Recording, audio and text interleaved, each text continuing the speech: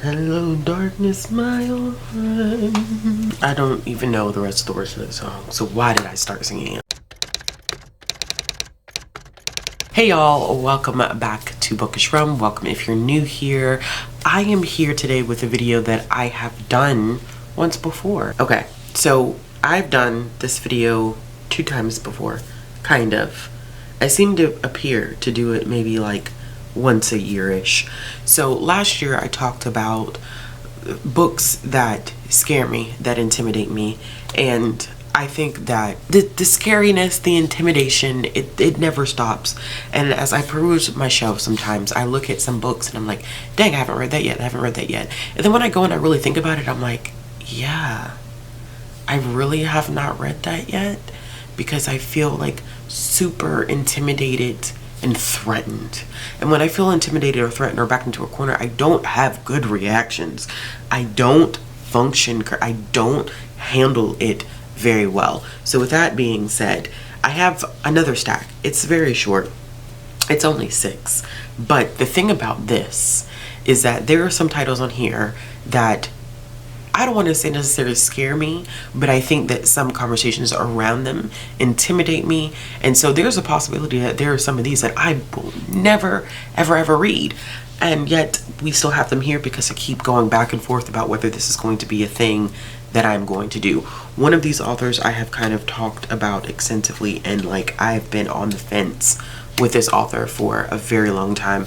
And at this point it's just kind of like I need to, you know, bite the bullet and just do the thing, or sister's gotta go out the collection, because I'm not finna hold on to her for the rest of my life. But let's go ahead and jump into it. So the first one that I have here is A Brief History of 7 Killings by Marlon James.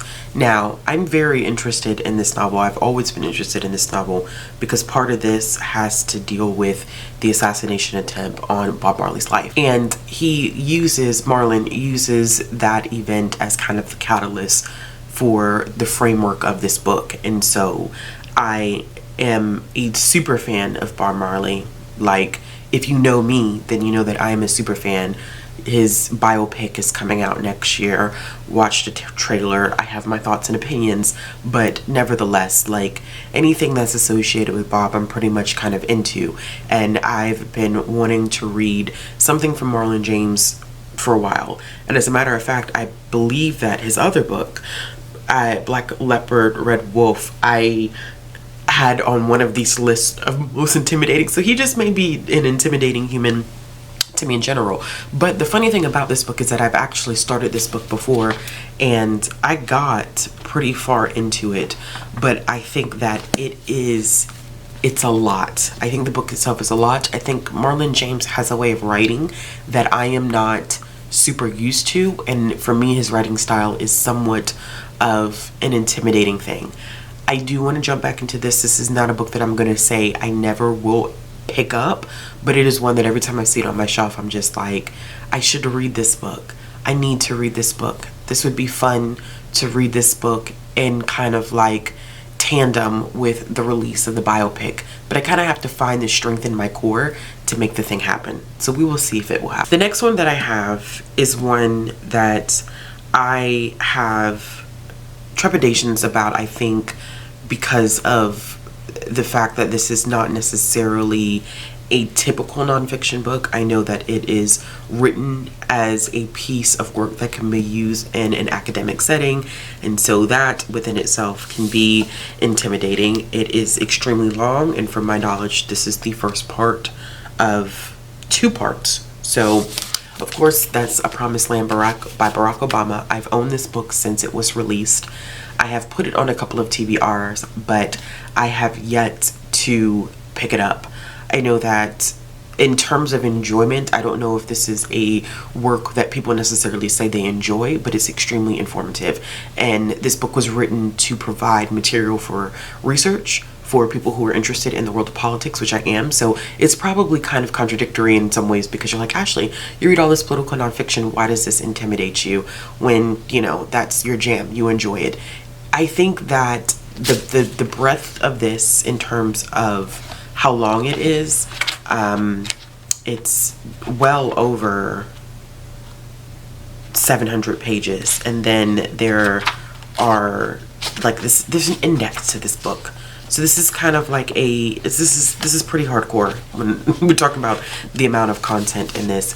And this is one that I know I'm going to have to really take my time with and read slowly and really appreciate it. I do have it on audio, so I could do a blended read, but as much political nonfiction as I do read, as much as I read throughout the year, I mean, this year alone, I read Pence's memoir, I read Tim Scott's memoir. Like, there's a lot of heavy hitting nonfiction that I typically do pick up to stay informed, but I can't for the life of me figure out if I've been able to pick those books up, why have I not gotten to this yet?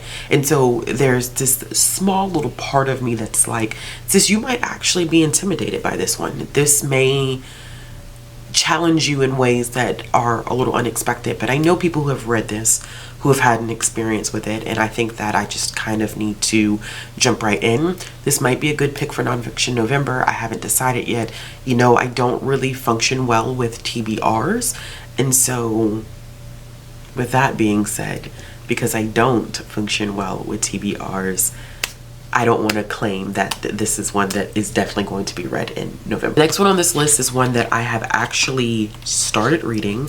It is one that I actually was annotating, but the writing style is something that I think I have to grow adjusted to before I jump back in. But this is an author that I really, really want to read more from in terms of speculative fiction. It's someone that is talked about with high regard, high respect, and is just well loved and appreciated, and that is going to be Midnight Robber by Nala Hopkinson.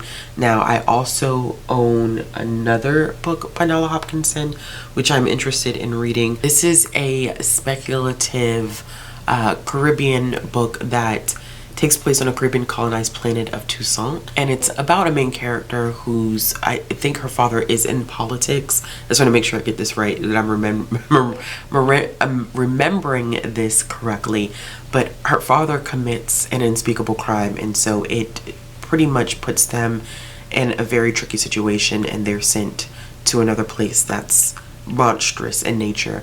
And I did, like I said, I did start reading this. As you can see, like, this is one where, like, I was annotating this. This is one where I was definitely taking my time with it. I sat down.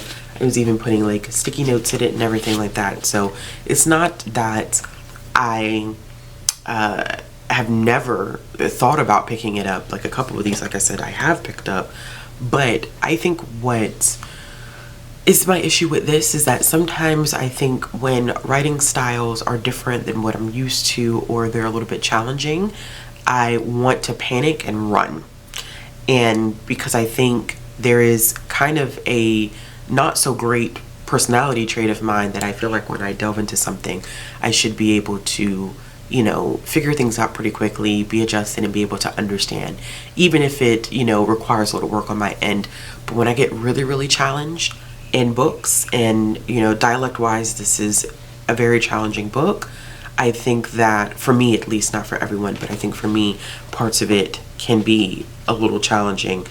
I think that my lack of patience sometimes, and my inability to sometimes just be able to sit and accept not knowing something or not feeling comfortable, can run me away from picking up a book and sticking with it the way that I should.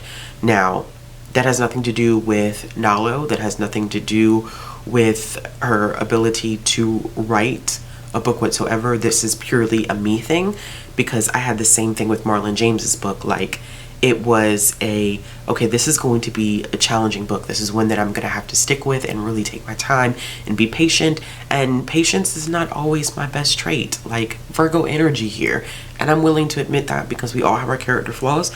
And I think that when it comes to books that may intimidate me, I need to really think about my own personal perspectives going into them. Now, these next two have nothing to do with writing style or my patience or anything like that. Like, literally, it has nothing to do with that.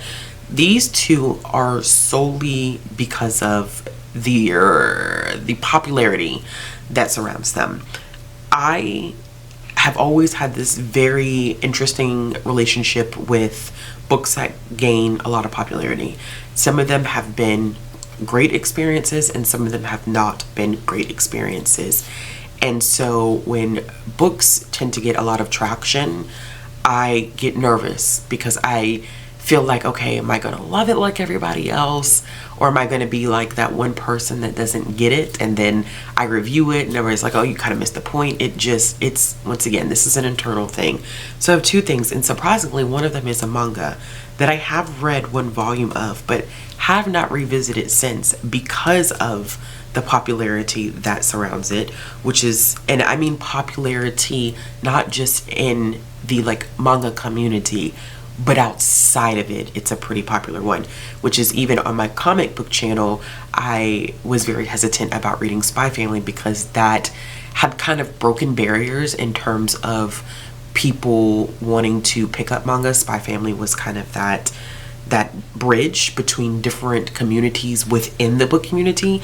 And I think that this one, I mean, this is one that people like who are not like avid readers, whether that's prose, manga, comics, whatever, talk about this and the anime. And it makes me incredibly nervous because I'm like, what if I'm like that one person who's just like, this is completely overrated? And I have this beautiful edition, which makes me even more nervous about it. But it's Attack on Titan. And I have the Colossal Edition, which I believe is like the first 5 volumes of Attack on Titan. And it's absolutely gorgeous. I think that this first page is full color, which is always gorgeous when we get that in a manga. But this first one is, I think does cover the first 5 volumes. I do know a little bit about Attack on Titan. I've seen part of the anime. Like I said, I have read volume 1. But Attack on Titan has gotten such popularity. It has hit mainstream in great ways. Like I love that in terms of more graphic literature making mainstream, because it opens people up to new, what I would like to say, forms of art. I'm nervous because even like my cousin, who is not an avid reader, she's not a reader at all, loves Attack on Titan, and she never talks about books and has talked up Attack on Titan, talked up the anime. Like, so for me, I think for some people be like, wouldn't that make you excited? Like the people who are not avid readers would pick up something like this. Wouldn't that make you more excited? I'm like, absolutely not. It makes me more nervous, and that's fine. It's perfectly fine. It is what it is. But yes, I should save this for 30 and 30, our next round of 30 and 30. But we'll have to see. We'll have to see. And the next popular one is actually one that I had briefly mentioned in a video about authors that I just don't have any intention on reading at this point. And when I made that video, I specifically stated that this author was someone that I was actually like on the fence about. I wasn't sure because I had heard so many like up and down things about her work. Not her necessarily as a creator of books, but as her works being very copy and paste from one book to the next. It's kind of the same scenario, same type of tropes that we're working with. And so I've had friends who've had very polarizing views on this book, and people who are both avid readers and not avid readers seem to really enjoy it. And that is The Love Hypothesis by Ali Hazelwood. I am one of the few people who reads romance that has not picked up The Love Hypothesis. And while the concept to me is somewhat interesting, a woman in STEM, you know, finding romance, I have to say that because of the popularity behind it, and because I've heard such mixed reviews of subsequent works by Ali Hazelwood, it makes me hesitant to pick this up, because not only is there a lot of hype that was surrounding this book and hype surrounding Ali Hazelwood, what if I pick this book up and I really, really enjoy it, and then it's like I have nothing else to look forward to from Ali Hazelwood because of the fact that the subsequent books have been kind of reviewed as very much so cut, copy, and paste.